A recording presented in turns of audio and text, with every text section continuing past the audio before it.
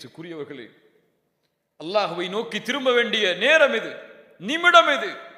ரமதான் வரும் வரை எதிர்பார்ப்பது ஒரு முஃமினுடைய அழகல்ல. ரமதான் மாற்றத்திற்கான மாதம் அல்ல. முதலில் அதை புரிய வேண்டும். ரமதான் வந்தால் தொழுது கொள்ளலாம், ரமதான் வந்தால் குர்ஆனை ஓதிவிடலாம், ரமதான் வந்தால் இபாதத்தில் போட்டியிடலாம், ரமதான் வந்தால் அல்லாஹ்வுடைய மார்க்கத்திற்காக பணி செய்யலாம் என்று ஒதுக்குவதற்கு உள்ள மாதம் அல்ல ரமதான்.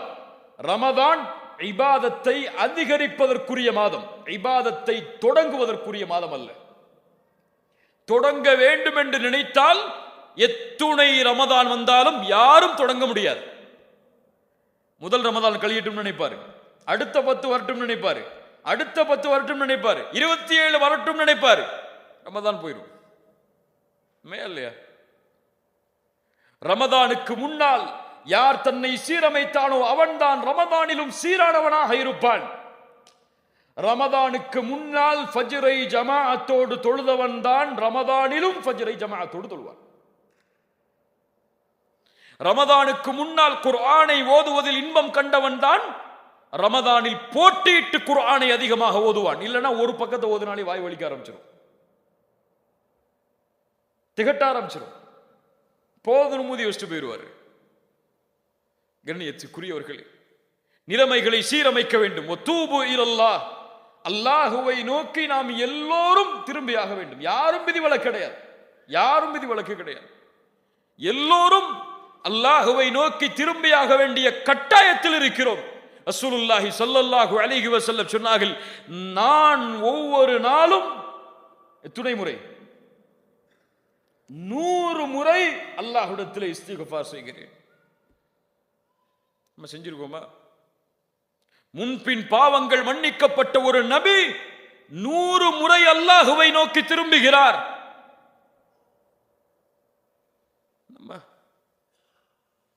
எந்த நினைவில் வாழ்கிறோம் அத நமக்கு புரியல. எதை நோக்கி செல்கிறோம் எதுவும் புரியல. வாழ்க்கையில் ஒரு லட்சியம் இல்லை, ஒரு குறிக்கோள் இல்லை, ஒரு நோக்கம் இல்லை, எதை சேகரிக்க வேண்டும் என்ற எண்ணம் இல்லை என்றால் அதற்கு பேர் மனித வாழ்க்கை இல்லை, மிருகத்தின் வாழ்க்கை அது. அவர்களை அல்லாஹ் கல் அன்ஆம் பல் ஹும் அபல், அதைவிடவும் கீழானவர்கள் என்று அல்லாஹ் கூறுகிறான் அவர்களே. அந்த வாழ்க்கை அல்ல ஒரு முஃமினுடைய வாழ்க்கை. ஒரு முஃமினுடைய வாழ்க்கை வீரத்தோடு, தேடலோடு, எதிர்பார்ப்புகளோடு, மறுமையின் குறிக்கோளோடு, சொர்க்கத்தின் எண்ணத்தோடு, நரகத்தை பற்றிய பயத்தோடு கழியப்பட வேண்டிய வாழ்க்கை இன்னைக்கு ஃபுல்லா இருக்கு துன்யால. ஃபுல்லா இருக்கு துன்யால. பிள்ளைகளை வளர்ப்பதும் அப்படித்தான், மனைவி மக்களை பயிற்சிப்பதும் அப்படித்தான். ஒட்டுமொத்த வாழ்க்கையும் அல்லாஹ் பாதுகாத்தவர்களை தவிர துன்யாவை நோக்கியே அமைந்து கொண்டிருக்கிறது. அல்லாஹ் எம்மை சீரமைப்பானாக. கண்ணியத்துக்குரியவர்களே, வரப்போகின்ற இந்த ரமதான் எம்முடைய வாழ்வை முழுவதுமான உயர்த்துவதற்கான மாதமாக அமைய வேண்டும் என்றால் இந்த நிமிடத்தில் நாம் எம்மை சீரமைக்க வேண்டும்.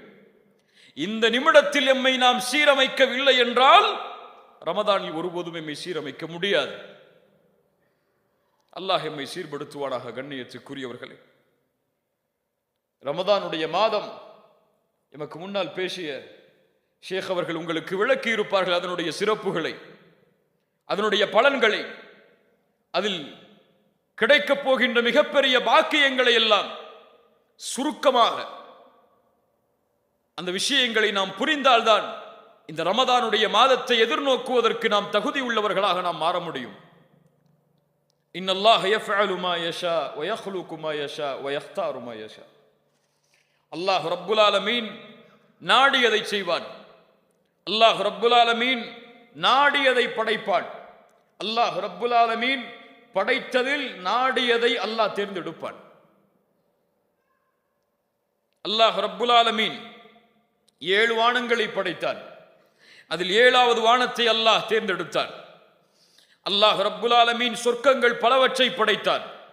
அதில் ஜன்னத்துல் ஃபிர்தௌஸை உயர்ந்த சொர்க்கமாக, தன்னுடைய அர்ஷின் மேல் அமையக்கூடிய சொர்க்கமாக அல்லாஹ் ஆக்கினான்.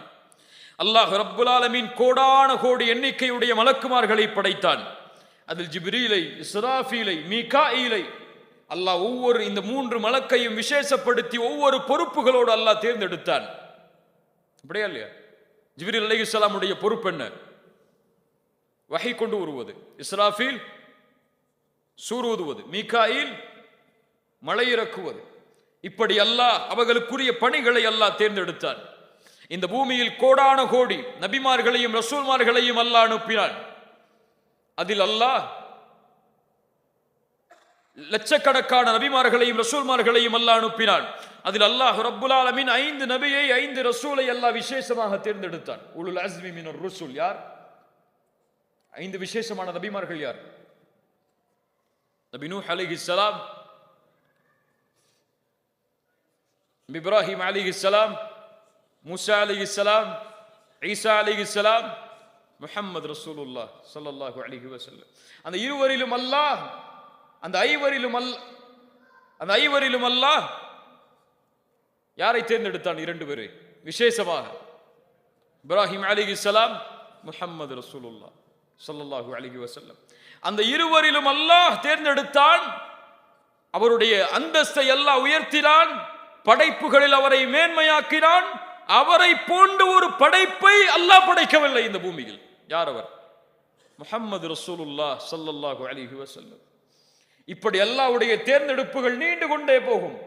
அப்படித்தான் அல்லாஹ்விடத்திலே மாதங்களின் எண்ணிக்கை 12. அந்த 12 மாதத்தில் அல்லாஹ் விசேஷமான ஒரு மாதத்தை தேர்ந்தெடுத்தான். தேர்ந்தெடுத்த மாதத்தில் ஓர் இரவை அல்லாஹ் ஆக்கினான். ஆக்கிய இரவில் அல்லாஹ் குர்ஆனை இறக்கினான். அந்த குர்ஆனை கொடுத்து இந்த உம்மத்திற்கு நபியையும் ஆக்கினான் அந்த இரவில். யார் அவர்? முஹம்மது ரசூலுல்லாஹ் ஸல்லல்லாஹு அலைஹி வஸல்லம். எந்த இரவு அது? எந்த மாதம்? ஷஹ்ரு ரமதான். சுப்ஹானல்லாஹ், எப்படிப்பட்ட மாதம் பாருங்கள் கண்ணியத்துக்குரியவர்களே. நோன்புடைய மாதம் அது. நன்மைகளை விரைவாக செய்வதற்குரிய மாதம் அது. முழுமையான பரக்கத்தும் சூழ்ந்திருக்கக்கூடிய மாதம் அது. பொறுமையின் மாதம் அது. நரகத்திலிருந்து விடுதலை பெறக்கூடிய மாதம் அது. சில முக்கியமான செய்திகளை மட்டும் உங்களிடத்திலே பகிர்ந்து கொள்கிறேன். ரசூலுல்லாஹி ஸல்லல்லாஹு அலைஹி வஸல்லம் ரமதானுடைய மாதம் அடைந்தால் மிகுந்த மகிழ்ச்சி அடைவார்கள். சஹாபாக்களிடத்திலே வந்து சொல்லுவார்கள், அத்தாக்கும் ரமதான், உங்களிடையே ரமதானுடைய மாதம் வந்து இருக்கிறது. ஷஹ்ருன் முபாரக், அது பரக்கத் பொருந்திய மாதம். ரமதானுக்கு எந்த சிறப்பும் இல்லை, அல்லாஹ்வுடைய ரசூல் கூறவில்லை என்றாலும் இந்த சிறப்பு போதும். ஷஹ்ருன் முபாரக், பரக்கத் பொருந்திய மாதம் அது. அல்லாஹு அக்பர். ஃபரதல்லாஹு அலைக்கும் சியாமஹு, அல்லாஹ் அந்த மாதத்தில் நோன்பை கடமையாக்குகிறான். துஃப்தஹு ஃபீஹி அபுவாபுஸ் ஸமா, அல்லாஹ் அந்த மாதத்தில் வானத்தின் கதவுகளை அல்லாஹ் திறக்கிறான். வேறு சில ஹதீதுகளில் துஃப்தஹு ஃபீஹி அபுவாபுர் ரஹ்மா, ரஹ்மத்துடைய வாசல்கள் திறக்கப்படுகிறது. இன்னும் சில ஹதீதுகளில் துஃப்தஹு ஃபீஹி அபுவாபுல் ஜன்னah, சொர்க்கத்துடைய வாசல் திறக்கப்படுகிறது. ரஹ்மத், சொர்க்கம், இந்த ரெண்டும் தொடர்பு பட்டது. ஹதீஸ் கலையில் குர்ஆனுடைய வசனங்களில் ரஹ்மத் என்ற வார்த்தை சொர்க்கத்திற்காகவும் பயன்படுத்தப்படும். பல ஆதாரங்கள் இருக்கிறது அதற்கு. ஏன் ரஹ்மத்திற்கும் சொர்க்கத்திற்கும் தொடர்புண்டு? ஏன் தொடர்புண்டு? ஏன் தொடர்புண்டு? அல்லாஹ்வுடைய ரஹ்மத்தும் சொர்க்கமும் ஏன் தொடர்பு உள்ளது? அமல்களை கொண்டு சொர்க்கம் நுழைய முடியுமா? யா அல்லாஹ், இவ்வளவு தொழுதிருக்க, இவ்வளவு பயான் பண்ணிருக்க, இவ்வளவு கிதாப் படிச்சிருக்க, இவ்வளவு மார்க்க சபைகள்ல கலந்திருக்க, இவ்வளவு தாவா பண்ணிருக்க, இதெல்லாம் கணக்கு யா அல்லாஹ், இதை கொடுத்து இதை வச்சுக்கோ யா அல்லாஹ், சொர்க்கத்தை கொடுன்னு கேட்க முடியுமா? ரசூலுல்லாஹி ஸல்லல்லாஹு அலைஹி வஸல்லம் சஹாபாக்களை பார்த்து சொன்னார்கள், உங்களில் யாரும் உங்களின் அமல்களை கொண்டு சொர்க்கம் நுழைய முடியாது. சஹாபாக்கள் கேட்டார்கள், யா ரசூலுல்லாஹ் நீங்க? ரசூலுல்லாஹி ஸல்லல்லாஹு அலைஹி வஸல்லம் சொன்னார்கள், ஆம், நானும் தான், என்னையும் அல்லாஹ் அவனுடைய அருளால் சூழவில்லை என்றார். அல்லாஹ்வுடைய ரஹ்மத்தோடு தான் சொர்க்கம் நுழைய முடியும். நம்ம செஞ்ச பாவம், நம்ம செஞ்ச நன்மை எல்லாம் நமக்கு எந்த பலனையும் கொடுக்காது. அல்லாஹ் அந்த நன்மையின் மீது அருள் செய்யவில்லை என்றார். அதான் சொர்க்கமும் அந்த ரஹ்மத்தும் தொடர்பு பட்டது. இது இருந்தால் தான் அங்க போக முடியும். இது இல்லாம எதை கொண்டும் அங்க நுழைய முடியாது. நரகத்துடைய வாசல் அடைக்கப்படுகிறது. கொடிய ஷைத்தான்கள் விலங்கிடப்படுகிறார்கள். அந்த மாதத்தில் ஒரு இரவு இருக்கிறது, அது 1000 மாதங்களை விட சிறந்தது.